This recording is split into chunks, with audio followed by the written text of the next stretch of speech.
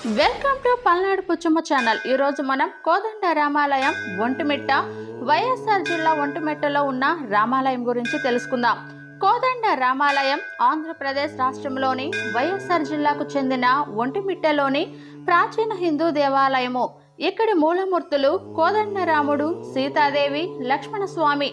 కడప నుంచి రాజంపేటకు వెళ్లే మార్గంలో 27 కిలోమీటర్ల దూరంలో ఒంటిమిట్ట ఉంది. సీతారామ లక్ష్మణుల విగ్రహాలను ఏకశిలలో ఉన్నందున ఈ క్షేత్రము ఏకశిలానగరము అని ప్రసిద్ధి చెందినది.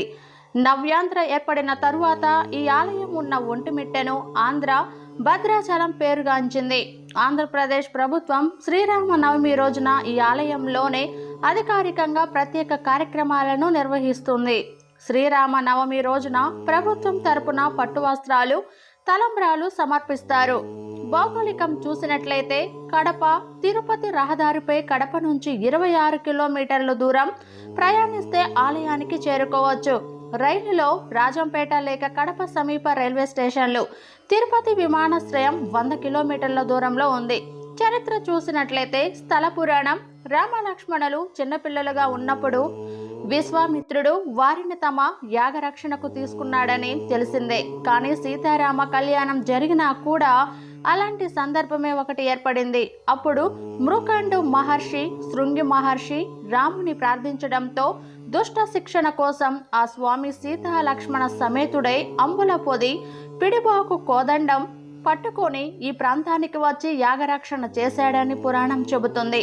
అందుకు ప్రతిగా ఆ మహర్షులు సీతారామ లక్ష్మణుల విగ్రహాలను ఏకశిలగా చెక్కించారని, తర్వాత జాంబవంతుడు ఈ విగ్రహాలను ప్రాణ ప్రతిష్ఠ చేశారని ఇక్కడ ప్రజల విశ్వాసం. ఈ దేవాలయంలో శ్రీరామ తీర్థం ఉంది.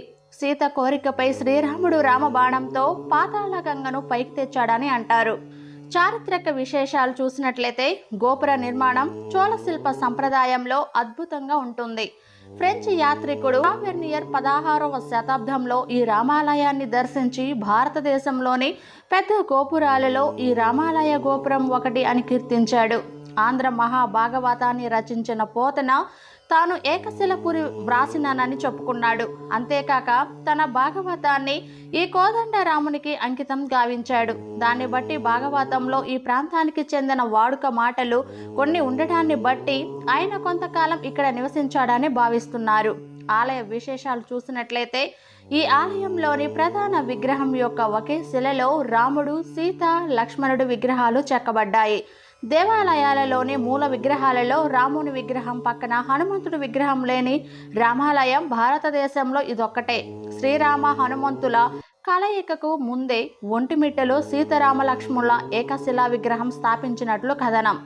ఈ కోదండ రామాలయానికి 3 గోపుర ద్వారాలున్నాయి. విశాలమైన ఆవరణం ఉంది.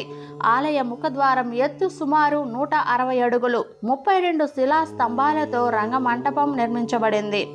గోపురాలు చోళ పద్ధతిలో నిర్మించబడినాయి. రంగమంటపం విజయనగర శిల్పాలను పోలి ఉంది. పొత్తపి చోళులు, విజయనగర రాజులు, మట్లి రాజులు ఈ ఆలయాన్ని 3 దశలుగా నిర్మించారు. ఒంటిమిట్ట నివాసి ఆంధ్ర వాల్మీకి అని పేరొందిన వావిలికొలను సుబ్బారావు 1863, 1936 ఈ రామాలయాన్ని పునరుద్ధరించాడు. స్వామికి ఆభరణాలను చేయించడంతో పాటు రామసేవ కుటీరాన్ని నిర్మించాడు. ఈయన టెంకాయ చిప్ప చేతపట్టి భిక్షాటన చేసి వచ్చిన సొమ్ముతో సుమారు 10 లక్షల రూపాయల విలువైన ఆభరణాలను చేయించగలిగాడు. పోతన, అయ్యలరాజు, రామభద్రుడు, ఉప్పుగుండూరు, వెంకటకవి, వరకవి మరెందరూ ఈ స్వామికి కవితార్చన చేశారు. వావిలి కొలను సుబ్బారావు వాల్మీకి రామాయణాన్ని తెలుగులో రచించి దానికి మందరం అను పేర వ్యాఖ్యానం కూడా వ్రాశాడు. గుడికి ఎదురుగా సంజీవరాయ దేవాలయం ఉంది. ఈ దేవాలయం పక్కగా రథశాల, రథం ఉన్నాయి. చోళ, విజయనగర వాస్తు శైలులు కనిపించే ఈ ఆలయ స్తంభాలపైన రామాయణ, భాగవత కథలను చూడవచ్చు. ప్రౌఢదేవరాయల ఆస్థానంలోనే అయ్యల తిప్పరాజు ఈ ప్రాంతవాసి. ఈయన స్వామి పైన శ్రీ రఘువీర శతకాన్ని రచించాడు. ఇతని మనవడే అష్టదిగ్గజాల్లో ఒకడైన అయ్యలరాజు రామభద్రుడు. ఇక తెలుగువారు అమితంగా ఇష్టపడే మందార మకరందం లాంటి సహజ సరళ కవి బమ్మెర పోతన జన్మస్థలాన్ని గురించి ఎన్నో రకాలైన వివాదాలు ఉన్నప్పటికీ ఆయన రచించిన భాగవతాన్ని అంకితం ఇచ్చింది మాత్రం కోదండరాముడికే. ఈ సహజ కవి విగ్రహాన్ని ఆలయంలో దర్శించవచ్చు. పూజలు ఉత్సవాలు ప్రతి సంవత్సరం చైత్ర శుద్ధ నవమి నుండి బహుళ విధియ దాకా బ్రహ్మోత్సవాలు జరుగుతాయి. చతుర్దశి నాడు కళ్యాణం, పౌర్ణమి నాడు రథోత్సవం ఉంటాయి. నవమి నాడు పోతన జయంతి నిర్వహిస్తారు. కవి పండితులను సత్కరిస్తారు. 2002 బ్రహ్మోత్సవాల సందర్భంగా ఆలయ సమీపంలో మహాకవి పోతన విగ్రహాన్ని ఆవిష్కరించారు. బ్రహ్మోత్సవాలు చంద్రుని వెలుగుల్లో స్వామివారి బ్రహ్మోత్సవాలను ఇక్కడ నిర్వహించడం ఈ ఆలయ ప్రత్యేకత. దీని వెనుక ఒక పురాణ గాథ ఉంది. క్షీరసాగర మదనం తరువాత మహాలక్ష్మీదేవి అమ్మవారిని నారాయణుడు తన సతీమణిగా స్వీకరించాడు. పగలు జరిగే స్వామివారి వివాహాన్ని తాను చూడలేకపోతున్నానని ఆమె సోదరుడు చంద్రుడు స్వామివారికి విన్నవించగా ఒంటిమిట్టెలో వెన్నెల వెలుగుల్లో తన కళ్యాణాన్ని వీక్షించవని వరమిచ్చాడు. దాని ప్రకారమే రాత్రిళ్ళు ఇక్కడ స్వామివారి బ్రహ్మోత్సవాలను నిర్వహిస్తారు.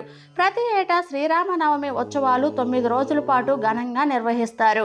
ప్రశాంత వాతావరణానికి నెలవైన ఈ ఆలయంలో పర్యాటక శాఖ వారు ఏర్పాటు చేసిన విద్యుత్ దీపాల వెలుగులు ఎంతో శోభనిస్తున్నాయి.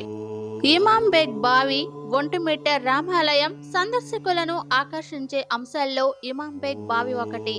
ఇమాం బేగ్ 1640 సంవత్సరంలో కడపను పరిపాలించిన అబ్దుల్ నబీఖాన్ ప్రతినిధి. ఒకసారి ఆయన ఈ ఆలయానికి వచ్చిన భక్తులను మీ దేవుడు పిలిస్తే పలుకుతాడా అని ప్రశ్నించాడు.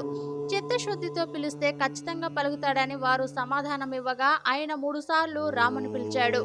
అందుకు ప్రతిగా 3 సార్లు ఓ అని సమాధానం వచ్చింది. ఆయన చాలా ఆశ్చర్యంగా చూశాడు. స్వామి భక్తుడిగా మారిపోయాడు. అక్కడి నీటి అవసరాల కోసం ఒక బావిని తవ్వించడం జరిగింది.